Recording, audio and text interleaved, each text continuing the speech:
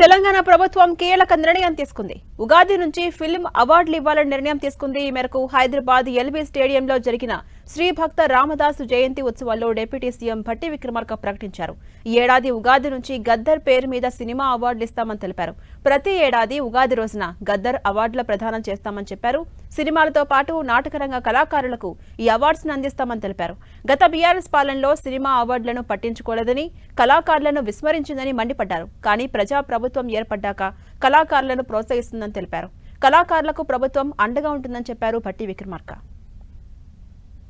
గత 10 సంవత్సరాలు రాష్ట్ర ప్రభుత్వం సినిమా కళాకారులకు ఇచ్చేటువంటి నంది అవార్డుని పూర్తిగా విస్మరించి ఇవ్వకుండా పూర్తిగా ఉంటే మన ప్రభుత్వం ప్రజాప్రభుత్వం రాగానే ఆలోచన చేసి కళల్ని ప్రోత్సహించాల్సినటువంటి బాధ్యత పాలకులు ప్రభుత్వాలపైన ఉంటది. కాబట్టి తప్పనిసరిగా ఈ సంవత్సరం నుంచి సినిమా రంగానికి సంబంధించినటువంటి రాష్ట్ర ప్రభుత్వ ఫిలిం అవార్డుల్ని ప్రముఖ తెలంగాణ రాష్ట్రాన్ని ఆయన కూడా వాగ్గేయకారుడే గద్దర్ గారు లాంటి మహానుభావుడి పేరు మీద గద్దర్ తెలంగాణ ఫిలిం అవార్డులని ఈ రాష్ట్ర ప్రభుత్వం ప్రతి సంవత్సరం ఉగాది సందర్భంగా అవార్డులు ఇవ్వడానికి ఒక నిర్ణయం.